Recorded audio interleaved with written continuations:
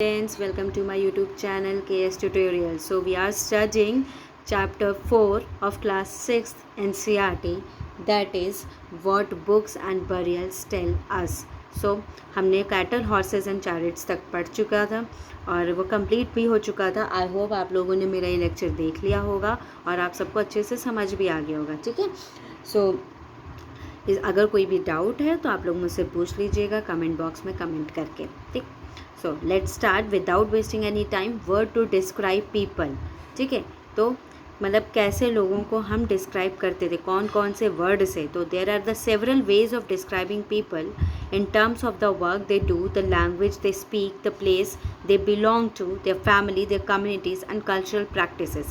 तो मतलब क्या होता था कि ऋग्वेदा में हमने ये देखा कि लोगों को उनके काम के अकॉर्डिंग, उनके लैंग्वेज के अकॉर्डिंग, उनके कल्चरल प्रैक्टिसेस के अकॉर्डिंग, कम्युनिटीज़ के according and according to their family हमने उनको डिवाइड कर दिया. ठीक है. हमने उनको ग्रुप्स में डिवाइड कर दिया. जैसे कि जो प्रीस्ट थे, ठीक है, जो प्रीस्ट थे, जो हमने पहले तो 2 ग्रुप्स में पहले लोगों को डिवाइड किया.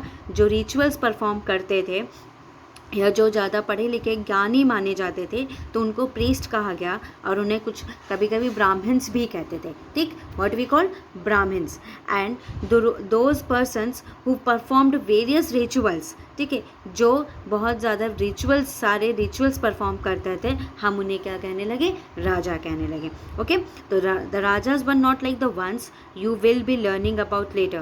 They did not have capital, cities, palaces or armies. Nor did they collected tax. तो राजा उस टाइम के कैसे थे? वैसे नहीं थे कि जैसे हमने बाद में देखे कि उनके पास कई सारी आर्मी थी, उनका कुछ कैपिटल था या वो टैक्सेस कलेक्ट करते थे या पूरी तरीके से रूल अपना ही करते थे. ठीक है. उनके पैलेसेस थी, सिटीज़ थी, आर्मीज थी. तो ऐसा कुछ भी नहीं था. सिर्फ खाली राजा और ब्राह्मण किसे कहा गया, प्रीस्ट को ब्राह्मण कहा गया. ठीक है. जो पूजा पाठ करते थे और पूजा पाठ जो करवाते थे, ठीक है, जो सारे रिचुअल्स परफॉर्म करते थे, तो उनको हमने राजा कहा. ठीक. Okay. So generally sons did not automatically succeed father as rajas. ठीक है. तो जनरली क्या होता था कि जो सन मतलब ऐसा, जैसे अभी हमने देखा था, आप 7th क्लास की हिस्ट्री में पढ़ेंगे या जब मुग़ल डायनेस्टी या कई सारी डायनेस्टीज़ के बारे में पढ़ेंगे तो आप लोग ये देखेंगे कि राजा का बेटा है राजा ही बनेगा. ठीक है. और बट ऐसा नहीं था. ठीक है. ऐसा पहले नहीं था. Next, 2 words were used to describe the people or the community as a whole. One was the word jana, which we use in Hindi and other languages. The other was wish. तो यहाँ पे communities को describe करने के लिए, मतलब एक पूरी कम्युनिटी को, एक होल कम्युनिटी को डिस्क्राइब करने के लिए हमने एक वर्ड देखा, जना. तो जना मीन्स क्या बच्चों, जैसे कि यदु जना हो गया, यदु जना हो गया.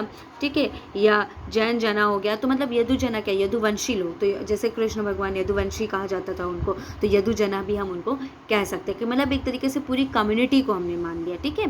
पूरी होल कम्युनिटी वो जना कहलाएगी. एंड नेक्स्ट वाज विश. तो विश इज़ बेसिकली कम फ्रॉम वैश्या. ठीक है. तो ये वैश्या से विश आया है. ठीक है. तो वैश्या वर्ड से विश आया. तो सेवरल विश और जना are mentioned by name. So we find reference to Puru जना और विश, द भरत जना और विश, द यदु जना और विश. ठीक है. हमने देखा भरत जना है या पुरु जना है, तो हमने उनके अकॉर्डिंग, ये कम्युनिटी के अकॉर्डिंग पूरा नाम देना स्टार्ट कर दिया था. I hope this is clear to everyone. Okay. Sometimes the people who composed the hymns described themselves as Aryans and called their opponents dasas और दास्यूस.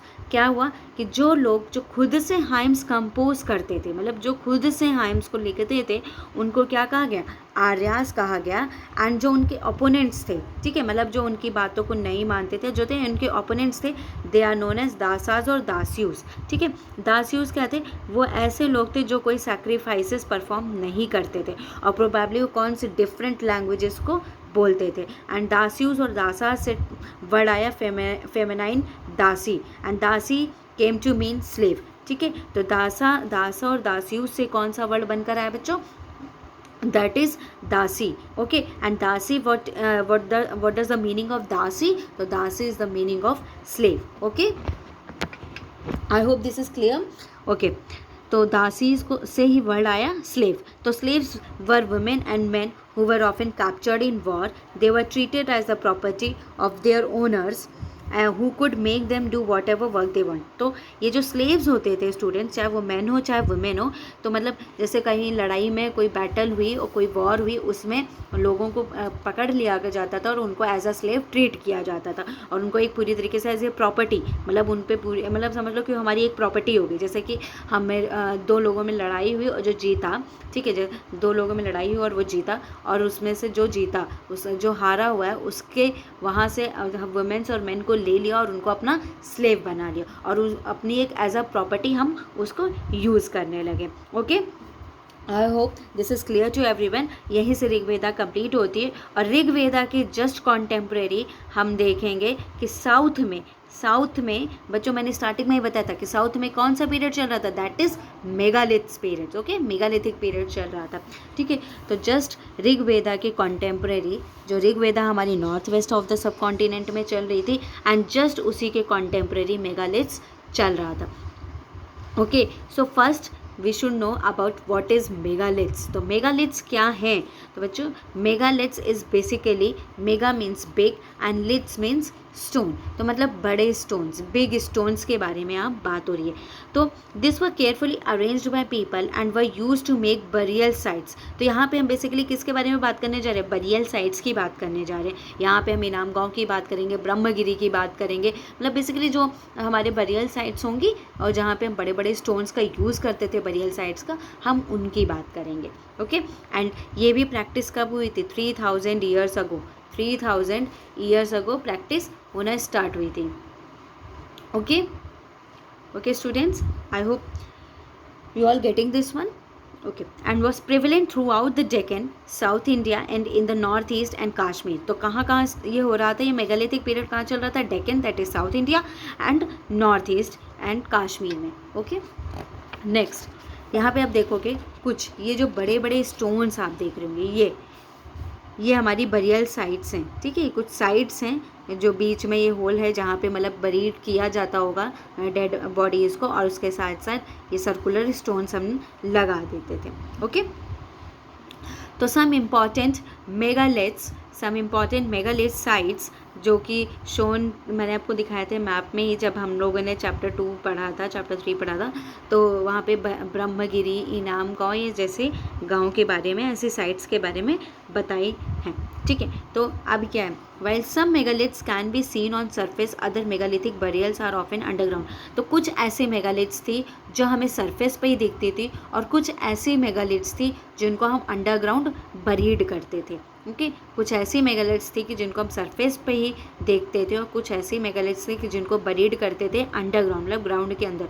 और जो आर्कियोलॉजिस्ट थे उन्होंने कई देखा कि जो स्टोन बोल्डर्स या जो बना है या बरियल्स जो बने हैं वो सर्कुलर फॉर्म में ज़्यादातर बने हुए हैं. Okay, and all these burials have some common features. हमने देखा कि इन बरियल्स के पास कुछ कॉमन फीचर्स हमने देखे. जनरली जो ये डेड बरीड किए जाते थे, जनरली ये जो डेड बॉडीज़ बरीड की जाती थी उनके साथ हमें पॉट्स दिखे. और पॉट्स कैसे दिखे? Black and red ware pots हमें दिखे. कैसे पॉट्स दिखे?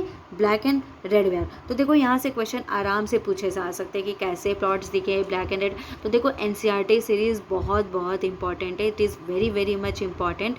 NCERT बुक आपके लिए समझ लो एक तरीके से, अगर आपने उसको अच्छे से पढ़ लिया तो समझ लीजिए कि अमृत के समान है कि हर तरह के क्वेश्चन आपको इससे मिलने वाले हैं, हर टाइप के.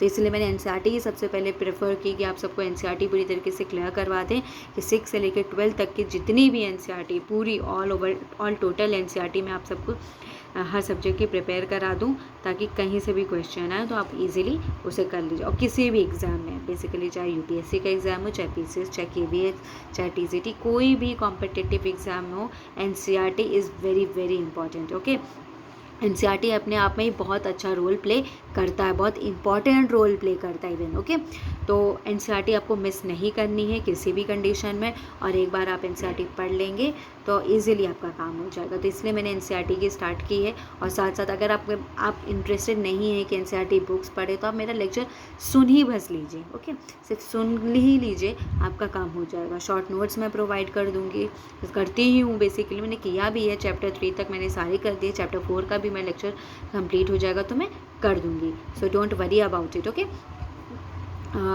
Okay, it is clear everyone? Okay, ठीक। तो यही चीज़ मैं चाह रही हूँ कि सब लोग अच्छे से पढ़ें और मेरी वीडियो को ज़्यादा से ज़्यादा शेयर करें, लाइक करें, ताकि मैं और ज़्यादा अच्छे कंटेंट लेकर आऊँ, ठीक है। मुझे भी लगे कि हाँ, आप लोगों को अच्छा लग रहा है, तो मैं और अच्छे से कंटेंट बनाऊँ, ठीक। ओके, सो अब हमने क्या देखा था कि जो बरियल्स हैं, जो डेड बॉडीज़ हैं, वो उनके साथ हमने क्या देखे, कुछ पॉट्स देखे। तो पॉट्स, कैसे पॉट्स देखे, जो कुछ ब्लैक पेंटेड थे और कुछ रेड पेंटेड पॉट्स हमने उनके साथ देखे। और कुछ ऐसे बरियल्स थे या ऐसी ग्रेव्स थी जहाँ पे हमने कुछ टूल्स भी देखे, वेपन्स भी देखे। तो किसके? आयरन के वेपन्स। ये देखिए, ये सब आयरन के थे, ठीक है। तो कुछ आयरन टूल्स भी हमें देखने को मिले उन बरियल्स के साथ। और कभी का हमने देखा कहीं कहीं तो कुछ में कि हॉर्स के स्केलेटन थे, हॉर्स के इक्विपमेंट्स थे, और स्टोन और गोल्ड के ऑर्नामेंट्स थे। तो ये किस लिए इनको साथ में परेड किया जाता है कि जहाँ पे भी नेक्स्ट जनरेशन या जहाँ पे इनका दूसरा जन्म हो, उनको हॉर्स की कमी ना हो, उनको गोल्ड ऑर्नामेंट्स की कमी ना हो, वहाँ पे भी आयरन यूज़ कर सके उनके पास, वहाँ पे भी पॉट्स हों, तो ठीक है, इसलिए उनके साथ ये बरीड कर दिए जाते थे। Okay, find out about social differences. अब यहाँ पे सोशल डिफरेंसेस की बात की जा रही है।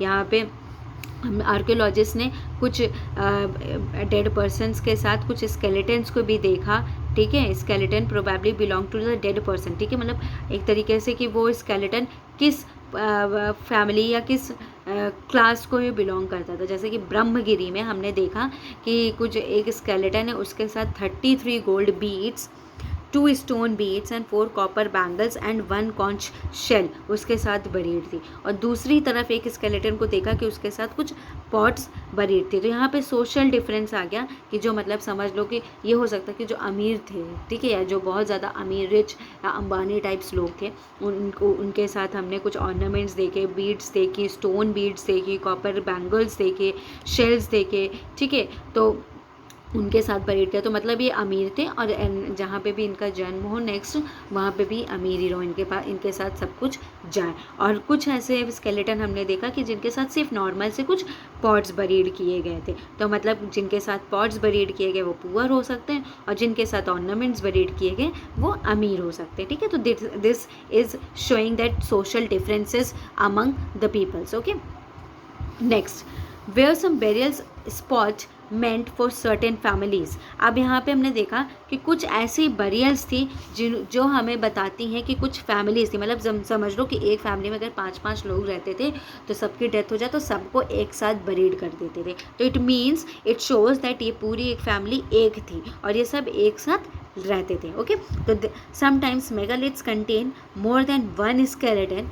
These indicate that people perhaps belonging to the same family were buried in the same place, though not at the same time. The bodies of those who died later were brought into the grave through the portholes. Stone circles or boulders placed on the surface probably served as signposts to find the burial site, so that the people could return to the same place whenever they wanted to. क्या बोला कि जैसे कि जहाँ पे समझ लो 5 लोगों की फैमिली है और किसी एक की डेथ हुई तो वहाँ पे एक बड़ा सा स्टोन लगा दिया और उसको बरीड कर दिया। फिर दूसरे की जब डेथ हुई तो वहाँ पे दूसरे को भी उसी के साथ गाड़ दिया। फिर तीसरे की, तो मतलब सभी फैमिली को बारी बारी से जब उसकी डेथ हो तो एक ही साथ उसको गाड़ दिया जाता था। और कुछ ना कुछ स्टोन सर्कल्स में या बोल्डर्स में लगा दिए जाते थे कि ताकि हमें बरियल साइट के बारे में पता चले कि इस फैमिली का पर्सन इधर गाड़ा हुआ है इसको, ठीक है, तो उधर ही हम इसको भी बरीड कर देंगे, ठीक है।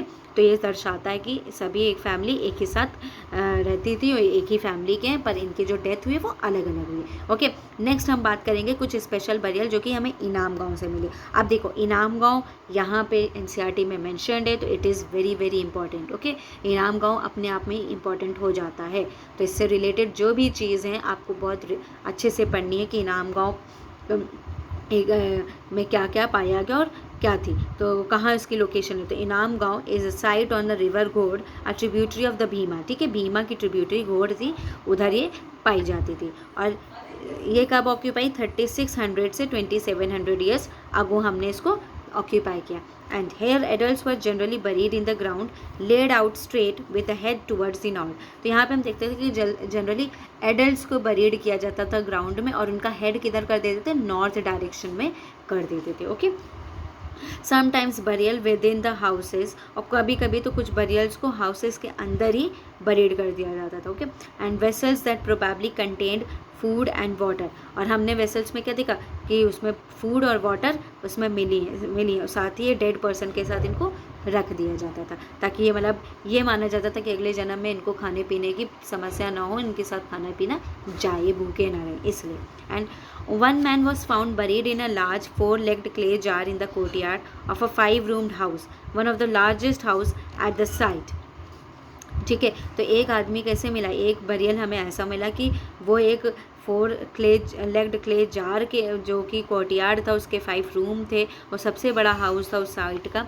ठीक है, वहाँ पे इसको सेंटर में बरीड किया गया है. And this house also had a granary, और इस हाउस में एक ग्रैनरी भी पाई जाती थी. ठीक है. And the body was placed in a cross legged position, और बॉडी को किस पोजिशन में रखा गया, क्रॉस लेग्ड पोजिशन. अब हम बात करेंगे what skeleton studies tells us. अब हम ये मतलब देखना चाहेंगे कि हमने देखा कि स्केलेटन की स्टडी हम क्यों कर रहे हैं आखिर. ठीक है, तो स्केलेटन की स्टडी हमें आखिर बताती क्या है.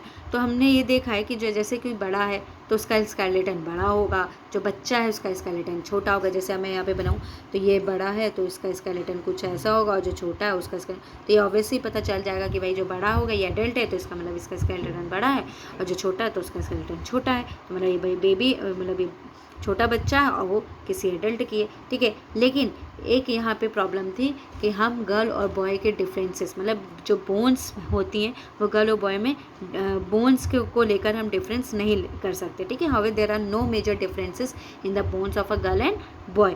तो फिर हम कैसे पता करेंगे कि अब ये गर्ल की है कि बॉय की. और हमने कहीं देखा कि भाई कुछ ऐसे स्केलेटन है कि उनके साथ ऑर्नामेंट्स भी हैं, तो ऐसा कुछ लोगों ने कहा कि हाँ इसके साथ ज्वेलरी है तो ये वुमेन क्यों सकती. लेकिन ये भी था कि पहले के लोग कैसे थे, जो मेंस थे वो भी ऑर्नामेंट्स को पहनते थे, तो फिर वहाँ कन्फ्यूज़न होने लगी कि भाई ये मेन की है कि विमेन की है. तो फिर जो आर्कियोलॉजिस्ट थे उन्होंने फिगर आउट करना स्टार्ट कर दिया कि जो फीमेल्स के हिप और जो पेल्विक एरिया होता है, पेल्विक रीजन होता है, जनरली वो ब्रॉडर होता है, वो बड़ा होता है चाइल्ड से ही. ठीक है, ठीक. तो इससे हमने आइडिया लगाया कि हाँ ये स्केलेटन फीमेल का हो सकता है, ये मेल का हो सकता है. ठीक. About 2000 years ago there was a famous physician named Charak who wrote a book on medicine known as Charak Samhita. तो 2000 साल पहले एक फेमस फिजिशियन थे, ठीक है, मेडिकल साइंटिस्ट थे चरक. उनकी एक बुक थी मेडिसिन पर बेस्ड थी जिसे हम जानते चरक संहिता के नाम से. तो वहाँ पे उन्होंने स्टेट किया था कि ह्यूमन बॉडी के 360 बोन्स होते हैं, लेकिन this is a much larger number than the 200 bones that are recognised in modern anatomy. ठीक है, लेकिन ये बहुत ज़्यादा बोन्स उन्होंने बताई थी, क्योंकि हमने मॉडर्न एनाटॉमी में देखा था कि 200 बोन्स रिकॉग्नाइज है, और आज के टाइम पे हम पढ़ते कि 206 बोन्स हैं. ठीक. तो ये काउंटिंग थोड़ा मतलब चेंज थी पहले से अरब में. Okay, so I hope this is clear to everyone that how we studies the skeleton. Okay, next, Inamgaon में क्या क्या ऑक्यूपेशंस होता था. ठीक है, तो ऑक्यूपेशंस एट इनाम गांव. तो archaeologist have found seeds of wheat, barley. तो हमने वहाँ पे क्या देखे, wheat, barley, rice, pulses, millets, peas और सेजमे के सीड्स देखे. कुछ हमने एनिमल्स के बोन्स देखे. कुछ हमने bearing cut marks that show they have been used as food have also been found. ठीक है, तो हमने उनमें कट मार्क्स देखा, मतलब कि एज अ फूड ये यूज़ किए गए होंगे. ठीक है, किए गए होंगे, तो इसलिए इसमें कट लगा. और साथ में आप कैटल से पूछ सकते हैं कि उनमें उस टाइम पे कैसे कैसे एनिमल्स हमें मिले, कौन कौन से. तो कैटल हो गया, buffalo, goat, sheep, dog, horse, ass, pig, sambar, spotted deer, black buck, antelope, hare and mongoose. ठीक है, और उसके साथ साथ birds, crocodile, turtle, crab and fish. तो जैसे पूछ सकते हैं कि अच्छा फ़िश थी कि नहीं ऋग्वेदिक टाइम पे या मेगालिथिक पीरियड में, सॉरी ऋग्वेदिक नहीं मेगालिथिक पीरियड में. तो हाँ यस, ऑब्वियसली बात है. फिर फ़िश थी या मोंगूज थे कि नहीं थे, तो हाँ ऑब्वियसली मोंगूज थे. ठीक है, तो ऐसे क्वेश्चंस हम पूछ सकते हैं, पेपर में आते भी. और फ्रूट्स के क्या कौन कौन से फ्रूट्स के एविडेंसेस मिले, तो ber, amla, jamun, dates and varieties of berries were collected. Okay students, so I hope this is clear to everyone. Today this chapter is completed, and is there any query or any doubt you can ask from me अब हम मिलते हैं chapter 4 के short notes में। Okay, मैं chapter 4 के short notes आपको provide कर दूंगी और चैप्टर 5 मैं नेक्स्ट स्टार्ट कर दूंगी। Okay, so further notification please press bell icon और subscribe my channel. Thank you students, take care, bye bye and support me. Okay.